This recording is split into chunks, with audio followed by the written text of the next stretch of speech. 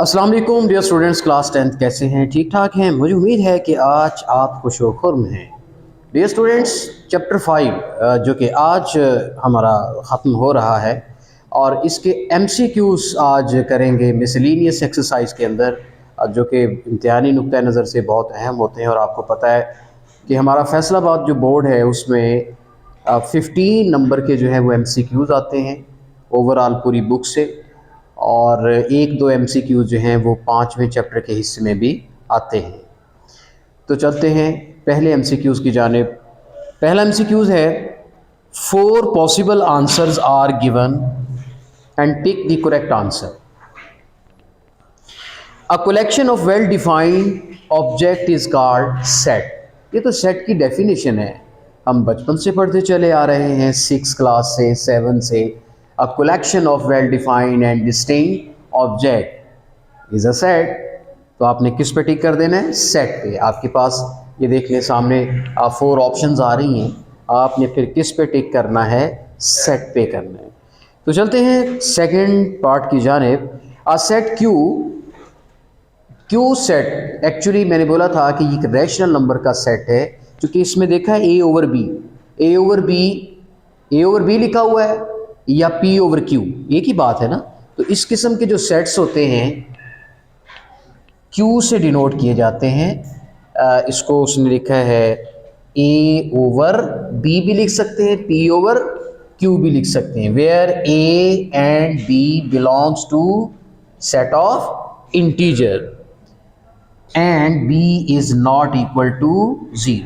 तो इस सेट को क्या कहते हैं? Set of rational number. तो ये कौन सा सेट है? क्योंकि हमें पता है कि रैशनल नंबर सेट के जो एलिमेंट्स होते हैं वो किस शक्ल में होते हैं? बटे की शक्ल में होते हैं, मतलब रेशो की शक्ल में होते हैं। किस शक्ल में होते हैं? रेशो की शक्ल में होते हैं। इसीलिए इस सेट का नाम क्या है? रेशनल। साथ NaL का इजाफा कर दे तो वो कौन सा सेट बन गया? रेशनल, जिसे रैशनल नंबर का सेट कहते हैं। Is it clear? तो चलिए अब आपने किस पे टिक करना है? डी ऑप्शन पे, चूंकि डी ऑप्शन मतलब जो चौथी ऑप्शन है उस पे आपने टिक कर देना है। तो डी स्टूडेंट्स, थर्ड MCQs पे आइए। The different number of ways to describe a set. यानी सेट को डिस्क्राइब करने के कितने वेज हैं, कितने तरीके हैं। ये स्टूडेंट्स, हमने पिछली क्लासों में ये पढ़ रखा है कि किसी भी सेट को डिस्क्राइब करने के 3 मेथड है। पहला मेथड कौन सा जी? डिस्क्रिप्टिव फॉर्म, यानी डिस्क्राइब करके। दूसरा मेथड टैबुलर फॉर्म, यानी जिसमें एलिमेंट्स लिखे जाते हैं। तीसरा मेथड सेट बिल्डर फॉर्म, जिसमें हम उसका स्ट्रक्चर बना के दिखाते हैं कि सेट किस किस्म का है। मैं एक मिसाल से इस बात को वाज़ेह करता हूँ। मिसाल यूँ है कि हमारे पास ये देखिए, ये सेट ऑफ नेचुरल नंबर है 1 2 3 एंड सो। चले अप टू 100 कर लेते हैं, अप टू 100 कोई n सेट है। अच्छा, अब मैं इस सेट को अगर डिस्क्राइब करूं तो कैसे लिखूंगा? Set of natural number up to 100 तक, या यूं भी लिखा जा सकता है set of natural number less than or equal to 100। अच्छा, तीसरा तरीका, n is equal to x belongs to natural number and x less than or equal to 100। इसका तीसरा वे है set of natural number up to 100 तक, set of natural number. ये कौन सा मेथड है? डिस्क्रिप्टिव मेथड, जिसमें डिस्क्राइब किया जाता है किसी सेट के एलिमेंट्स को। ये कौन सा मेथड है? Set builder form. ये कौन सा वे है? टैबुलर फॉर्म, जिसमें एलिमेंट्स लिख दिए जाते हैं, वो टैबुलर फॉर्म है। जिसमें एलिमेंट्स के बारे में बताया जाता है वो डिस्क्रिप्टिव फॉर्म है, और जिसमें स्ट्रक्चर बना लिया जाता है वो सेट बिल्डर फॉर्म है। क्योंकि वो सेट की बिल्डिंग बनाई जाती है, उसका स्ट्रक्चर बनाया जाता है, और फिर बाद में उसके एलिमेंट्स उसको टेबुलर फॉर्म में चेंज किया जा सकता है। सो क्या कह सकते हैं कि 3 तरीके हैं किसी भी सेट को प्रेजेंट करने के। तो आपने किस पे टिक करना है? 3 पे। तो जनाब अगला जो MCQs है, चौथे नंबर पे आइए। A set with no element is called. भाई जिस सेट के अंदर कोई एलिमेंट ना हो उसे एम्प्टी सेट कहते हैं। अच्छा, कुछ स्टूडेंट से गलती करते हैं क्या कि वो इस एम्प्टी सेट के अंदर ये वाला साइन डाल देते हैं। अब ये एम्प्टी सेट नहीं रहा। अगर एम्प्टी सेट के अंदर प्लस भी डाल देंगे तो ये एम्प्टी सेट नहीं रहेगा। एम्प्टी सेट कौन सा होगा? उसके अंदर कुछ भी नहीं होगा। अब क्या है, आप एम्प्टी रहे हैं और बीच में कुछ डाल रहे हैं तो वो एम्प्टी तो ना रहा। एम्प्टी सेट को या यूं लिखते हैं या यूं लिखते हैं। ये दोनों साइन है किसके? एम्प्टी सेट के। Is it clear? हाँ, इसको इसके अंदर डाल देंगे तो ये एम्प्टी नहीं रहेगा, क्योंकि उसके अंदर एक एलिमेंट आ गया। ये तो एक एलिमेंट है ना। समझ लीजिए, ये इस एम्प्टी सेट का नेम है। आपने इसको अलामतन यू जाहिर करते हैं, ठीक है। अब देखें, जैसे एक सेट का नेचुरल नंबर है, हमने इसका ये सिंबल रखा है, इसकी सिंबॉलिक फॉर्म है सेट। ये इसके इक्वल है। अगर ये इसके अंदर डाल देंगे तो वो एम्प्टी नहीं रहेगा, वो तो एक एलिमेंट आ जाएगा उसके अंदर। Is it clear? ये एम्प्टी सेट का जो साइन है ये असल में उसकी सिंबॉलिक फॉर्म है।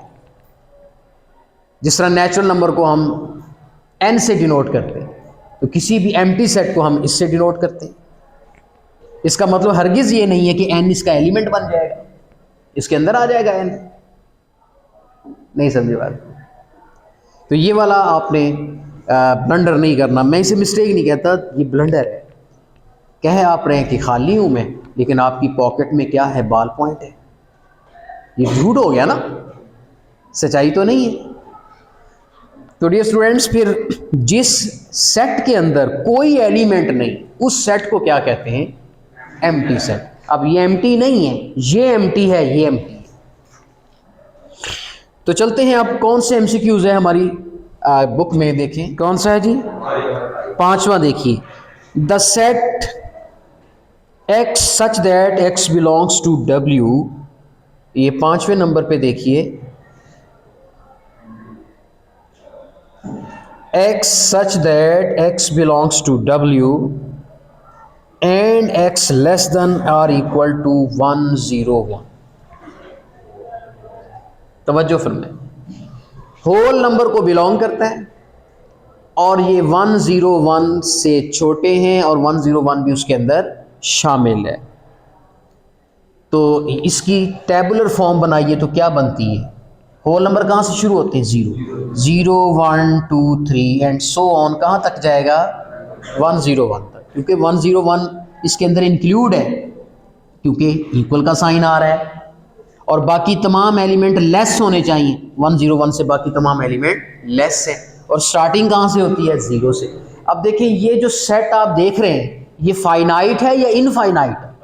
फाइनाइट है, क्योंकि ये 101 पे आके रुक जाता है। वैसे तो होल नंबर सो ऑन है।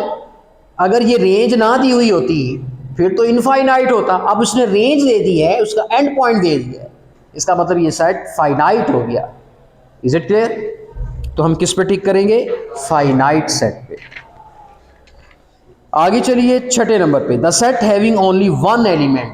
कहता है ऐसा सेट, 6ठे नंबर पे आ जाइए, ऐसा सेट जिसमें एक एलिमेंट आ जाए, कोई सा भी, चले इवन के यही मैं ये डाल देता हूं।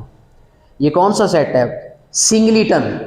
जिसमें सिंगल एलिमेंट आ जाए उस सेट को हम क्या कहते हैं? सिंगलीटन। तो ये सेट कौन सा है? सिंगलीटन। इसके अंदर प्लस डाल दें, सिंगलीटन। इसके अंदर ए डाल दें, सिंगलीटन। इसके अंदर 2 डाल दें, सिंगलीटन। यानी सिंगल से है ये। तो हमने एक सेट, एक एलिमेंट पर मुश्तमिल सेट को क्या नाम देंगे? सिंगलीटन सेट। तो सिंगलीटन पे आपने टिक कर देना। इसके बाद आता है 7 वाला पार्ट। 7 वाले में देखिए, the power set of an empty set. Dear students, आपको पावर सेट के बारे में बताना होगा कि पावर सेट क्या होता है।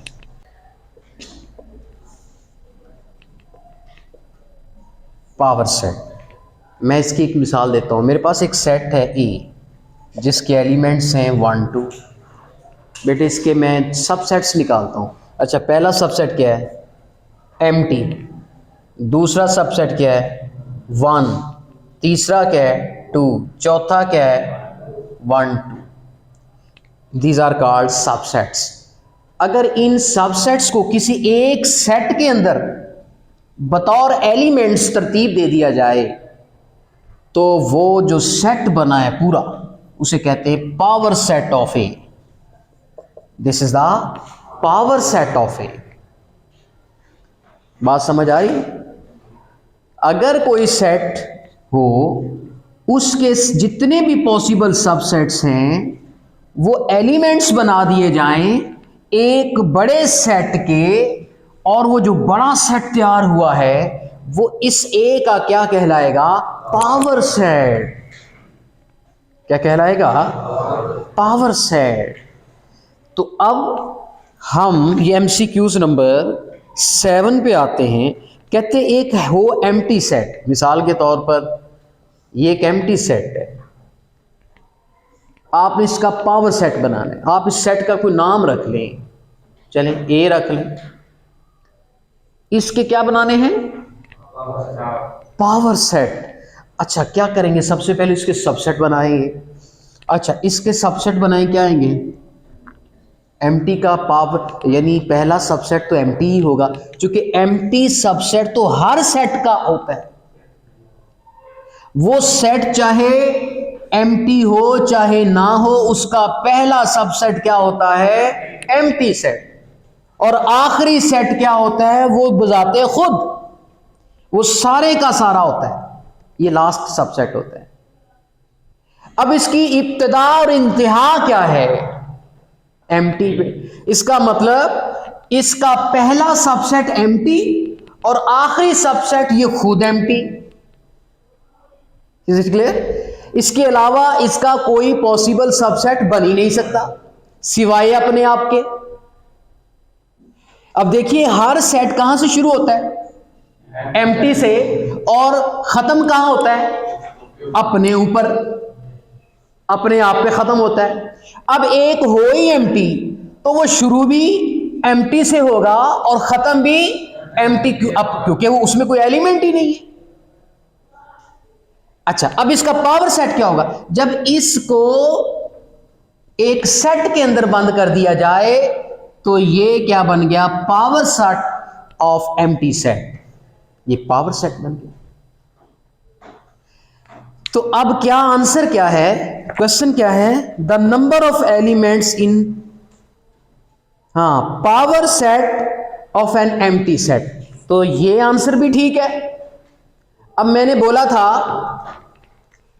कि एम्प्टी सेट किसके इक्वल होता है? इसके। Is it clear? अब मैं क्या करने लगा हूं, ये पावर सेट की ब्रैकेट है और अंदर की जो ब्रैकेटें हैं ये एम्प्टी सेट की हैं, और वो एम्प्टी सेट किसके बराबर है? इसके बराबर। तो क्यों ना फिर हम इसकी जगह पे ये वाला साइन डाल दें, ये। Is it clear? यस। तो ये जो सेट है, ये कौन सा सेट है? This is the power set of empty set. This is not empty set. ये एम्प्टी सेट नहीं है। मैंने बोला कि ये एम्प्टी सेट नहीं है, ये सिंगलिटन सेट है। इसके अंदर सिंगल एलिमेंट आ रहा है। अब यहां पर देखिए, ये सेट के अंदर एक ब्रैकेट लगी है, इसका मतलब ये खाली सेट नहीं है। इसका मतलब कि एक सेट के अंदर एक एलिमेंट आ रहा है, तो ये फिर कौन सा सेट हुआ? सिंगलिटन सेट है। This is not an empty set. D option पे, चौथी ऑप्शन पे टिक करेंगे। This is a power set of empty set. The number of elements in power set, 8वें नंबर पे आइए। 8वें नंबर पे जो क्वेश्चन है वो बड़ा समझने वाला है। अब उसने कहा कि एक सेट है जिसके एलिमेंट्स कितने हैं, 1 2 3। कहता है पावर सेट में एलिमेंट्स की तादाद बताइए। बनाने नहीं है, बनाने नहीं है। इन कितने एलिमेंट्स आएंगे इसके अंदर। मैंने आपको पहले कुछ दिन पहले बताया था कि इसके अगर सबसेट मालूम करने हो कि कितने सबसेट आने हैं, आपने 2 की पावर ले लेनी। कितने एलिमेंट्स हैं, 1 2 3, तो ये बन जाएगा 2 2 जार 4 4 2 जार 8। इसका मतलब टोटल सबसेट कितने आएंगे, 8 सबसेट आएंगे। और वो पावर सेट के क्या कहलाएंगे, एलिमेंट्स। क्योंकि पावर सेट होता क्या है, तमाम सबसेट का सेट। तो ये एक सेट है और इसके अंदर एलिमेंट्स क्या आएंगे, इसके तमाम सबसेट आएंगे। और वो सबसेट इसके कितने बनेंगे, 8। मैं कुछ बना के दिखा देता हूँ। पहला क्या होगा, एम्प्टी, फिर क्या होगा 1, फिर क्या होगा 2, फिर क्या होगा, एंड चलते जाएंगे। और ये टोटल 8 बनेंगे, टोटल 8 होंगे। Is it clear. तो बनाने नहीं है, सिर्फ तादाद बतानी है। तो किस पे टिक करेंगे, सी वाली ऑप्शन पे टिक करेंगे। किस पे, सी वाली।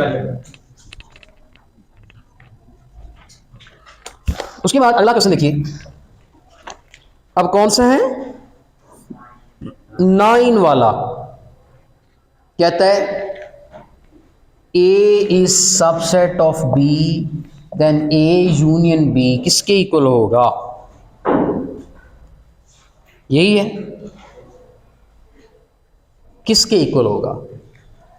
अगर A B का सबसेट हो तो A यूनियन B किसके इक्वल होगा। ये 7th MCQ है।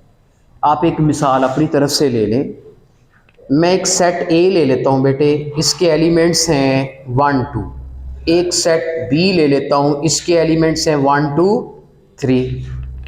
अब A B का क्या है, सबसेट। उसने कहा A B का क्या होना चाहिए, सबसेट। देखिए A के तमाम एलिमेंट B में हैं। ओके, अब फिर इसका लेना है क्या, यूनियन। चले अब इसका यूनियन लेते हैं, A यूनियन B करें।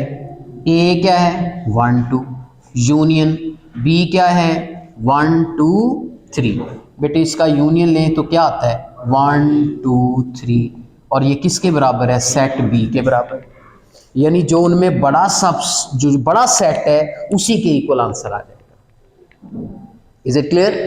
तो किस पे टिक करेंगे, 9 का सेकंड वाली ऑप्शन B पे आप टिक करेंगे। उसके बाद बेटे 10th वाले हिस्से में आइए। यही चीज है, 10th में क्या करना है आपने, इंटरसेक्शन लेना है। 10वें नंबर का MCQs, A B का क्या है, सबसेट। अब A यूनियन B नहीं, अब क्या फाइंड करना है, A इंटरसेक्शन B। यही मिसाल लेते हैं और बीच में कौन सा साइन डाल देते हैं, इंटरसेक्शन। तो बेटे कॉमन एलिमेंट्स आएंगे ना। अब बीच में कौन से एलिमेंट्स आएंगे,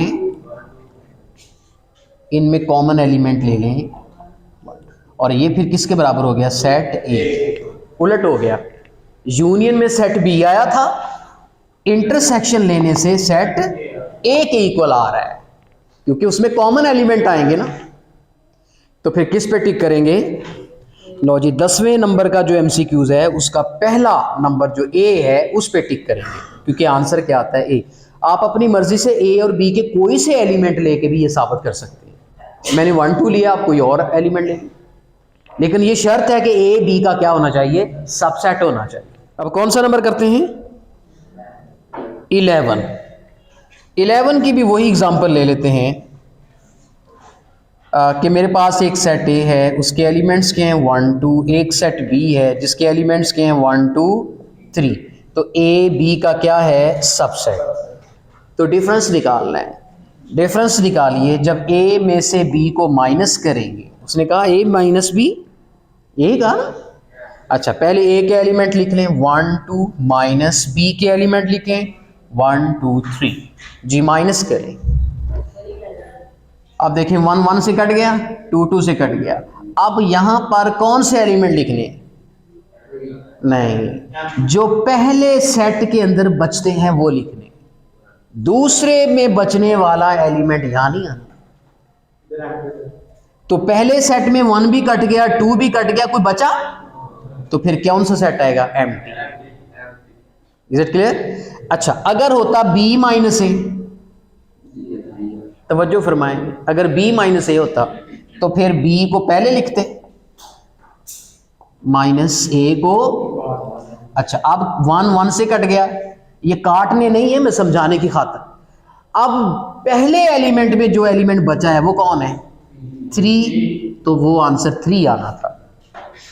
a माइनस बी में जो पहले में बचा कोई एलिमेंट नहीं, b माइनस ए में जो पहले सेट में जो बच रहा है वो 3 है, तो a माइनस बी का आंसर एम्प्टी है, b माइनस ए का आंसर सिंगलिटन सेट आ रहा है, उसमें 3 एलिमेंट आ रहा है। Is it clear? तो a माइनस बी उसने पूछा था, तो इसका आंसर क्या आया? Empty set. यहां आप a b की कोई सी भी एलिमेंट्स ले सकते हैं, साबित यही होगा। तो किस पे टिक करेंगे? ऑप्शन सी पे, एम्प्टी सेट। मैं बार बार आपको कह रहा हूं कि एम्प्टी सेट को यूं भी लिखा जा सकता है, यूं भी लिखा जा सकता है, लेकिन इसको इसके अंदर नहीं लिखना, वो एम्प्टी नहीं होगा। जी नहीं, दोनों नहीं दिए होंगे क्योंकि दोनों तो सेम है। हाँ, एक ये दिया होगा बीच में कंफ्यूज करने के लिए कि बताएं इनमें एम्प्टी कौन है, तो ये एम्प्टी नहीं है, ये एम्प्टी है।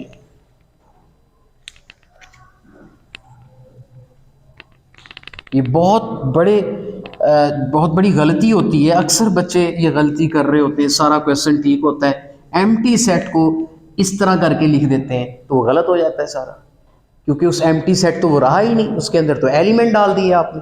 इवन के साइन भी उसके अंदर आ जाए तो वो एम्प्टी नहीं रहता। जी, अगला क्वेश्चन अब कौन सा करें? 12 नंबर पे देखें, A union B union C. तो ये तो associative law with respect to union है, आपने पढ़ा हुआ है। A union B union C is equal to A union B union. इधर पहले ब्रैकेट डाल दें, इधर बाद में डाल दें। Is it clear? या इधर बाद में डाल दें फिर इधर पहले डाल दें, बस यही फर्क पड़ेगा, ये साइड इधर आ जाएगी, ये साइड इधर आ जाएगी। इसे कहते हैं associative law with respect to union, क्योंकि यहां पर ए और बी की एसोसिएशन हुई है, यहां पर बी और सी की एसोसिएशन हुई है। तो किस पे टिक करेंगे आप? सी ऑप्शन, यानी थर्ड ऑप्शन पे आपने टिक कर दें। आगे 14 नंबर पे जो क्वेश्चन है वो देखें, कहते हैं A and B are disjoint sets, then A union B is equal to, जाहिर है ए यूनियन बी किसके बराबर होता है? बी यूनियन ए के। डिसजॉइंट सेट्स का मतलब क्या है?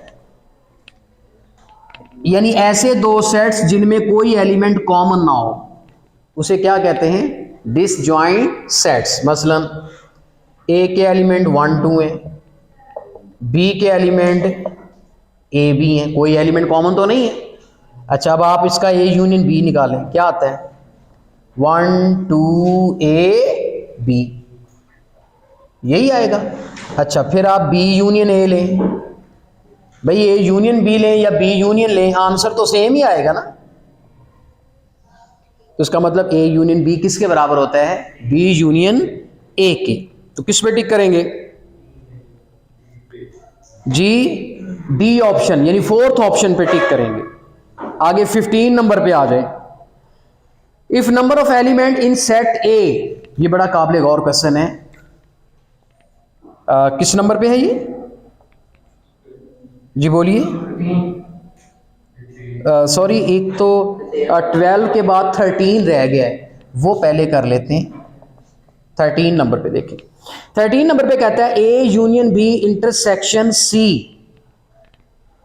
ये बेटे ये भी रूल है, A union B intersection C, ये जरा पहले रूल समझ लें। इसे कहते हैं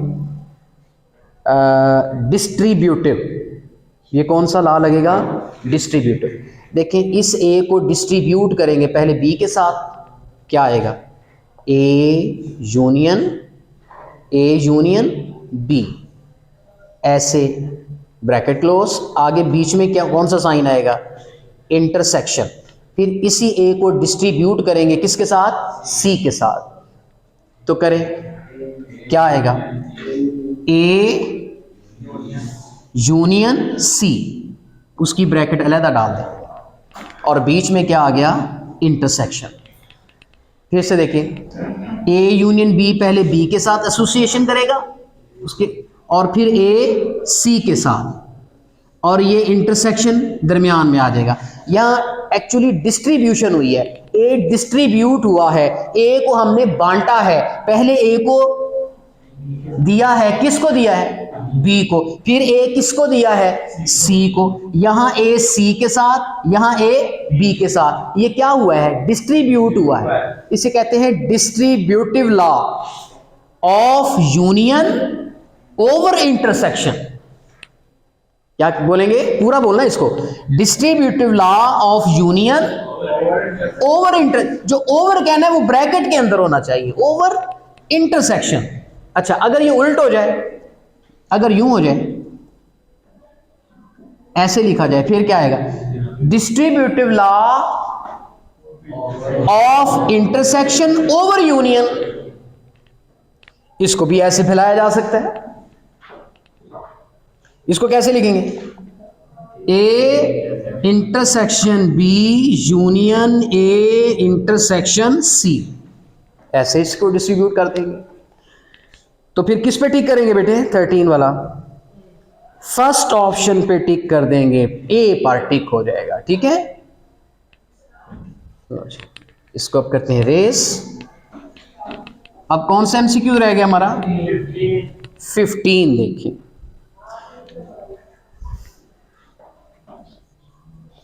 कहता है एक सेट ए है, उसके अंदर एलिमेंट्स की तादाद कितनी है? 3। ये नहीं पता कि वो एलिमेंट्स कौन से। अब देखें ए में कितने एलिमेंट्स हैं? 3 एलिमेंट्स हैं, यानी 3 तादाद है एलिमेंट्स की। कितने एलिमेंट्स हैं? 3। चले मैं यहां पर ना 3 डॉट लगा देता हूं ऐसे। और बी में एलिमेंट कितने हैं? बी में 4 एलिमेंट्स हैं, 1 2 3 4। कितनी तादाद है? 4। अच्छा, फिर क्या हुआ? कहता है देन ए क्रॉस बी में कितने होंगे? हमें पता है ए क्रॉस बी में, ए में कितने हैं? 3, बी में 4, तो ए क्रॉस बी में 4 3s are 12 पेयर्स आएंगे। कितने पेयर्स आएंगे? 12। तो किस पे आपने टिक करना है? 12 पे। और वो 12 कौन सी ऑप्शन है? सी। उसके बाद 16 नंबर पे आइए। कहते हैं number of element in set A is 3, in set B is 2, then number of binary relations कितने बनेंगे? ये कौन सा क्वेश्चन है? 16 वाला। देखिए, कहता है सेट A में एलिमेंट्स की तादाद कितनी है? 3, और सेट B में एलिमेंट्स की तादाद कितनी है? 2। तो फिर A कार्टेशियन B में एलिमेंट की तादाद कितनी होगी? 6। और इसके रिलेशंस कितने बनेंगे? यस, नंबर ऑफ रिलेशंस 2 की पावर ले लेनी है, जितनी ए कार्टेशियन बी में पेयर्स हैं। कितने पेयर्स हैं? 6। तो 2 की पावर 6 कितना होता है? 64 रिलेशंस बनेंगे। Is it clear? तो किस पे टिक करेंगे? 2 की पावर 6 पे करेंगे, जो कि हमारी सेकंड ऑप्शन है। भाई ये समझ आया क्वेश्चन? उसके बाद सेकंड लास्ट है 17 नंबर पे। देखिए, कहता है डोमेन ऑफ 0 2 2 3 3 3 3 4। बेटे डोमेन क्या होती है? जो पहले एलिमेंट है, इन ऑर्डर पेयर के जो पहले एलिमेंट है वो है 0 2 3 3। 2 दफा रिपीट हुआ, आपने 1 दफा लिखना है। तो ऑप्शन कौन सी आएगी? बी, सेकंड ऑप्शन पे टिक करें। और 17 नंबर पे आइए जी, कौन सा है? 17 नंबर पे आइए। यहां पर कहता है द रेंज, आपको एक सेट दिया, उसकी रेंज बतानी है। जो सेकंड एलिमेंट है वो रेंज है, क्या आएगा 1 2 3 4, यानी थर्ड ऑप्शन सी आएगी। इसके बाद आगे है 19वें नंबर पे आइए, the pair lies in the quadrant. तो ये तो आपको पता है कि किस क्वाड्रेंट में लाई करता है। ये क्वाड्रेंट बना के चेक होगा ना। ये इधर क्या आता है x, x dash, y, y dash और रीजन। यहाँ पे ना एक्स पे डैश है ना वाई पे डैश है, दोनों पॉजिटिव। इधर एक्स पे डैश है, एक्स नेगेटिव, वाई पॉजिटिव। इधर एक्स पे डैश है, वाई पे भी डैश है, इसमें सारे नेगेटिव। इसमें एक्स पे डैश नहीं है, वाई पे डैश है, एक्स पॉजिटिव, वाई जी। ये पहला क्वाड्रेंट, ये दूसरा, ये तीसरा, ये चौथा। अब आप देखें यहाँ एक्स नेगेटिव है, वाई पॉजिटिव है। इस वाले क्वाड्रेंट की बात हुई है, तो ये कौन सा क्वाड्रेंट है, सेकंड। तो बी पे आपने टिक कर देना है। बताएं जो आखिरी है, बताएं ये जो रिलेशन है, क्या ये ऑन टू फंक्शन है, इन टू है, not a function, 1 to 1, not a function. Why? ये फंक्शन इसलिए नहीं है 1 2 2 3 3 3 3 4। बेटे इसमें फर्स्ट एलिमेंट रिपीट हो गया, और जिसमें फर्स्ट एलिमेंट रिपीट हो जाए वो फंक्शन नहीं होता। तो इस तरह से आज की एक्सरसाइज ये complete, miscellaneous exercise. Dear students, मुझे उम्मीद है कि आज के एमसीक्यूज़ आपको समझ में आ चुके होंगे। चैप्टर नंबर 5 के जो एमसीक्यूज़ हैं अब वो बड़े कॉन्सेप्चुअल हैं, और मेरी भरपूर कोशिश रही है कि आपके कॉन्सेप्ट्स क्लियर करूँ। इंशाल्लाह नेक्स्ट लेक्चर तक आपसे इजाज़त चाहते हैं। अल्लाह हाफिज़।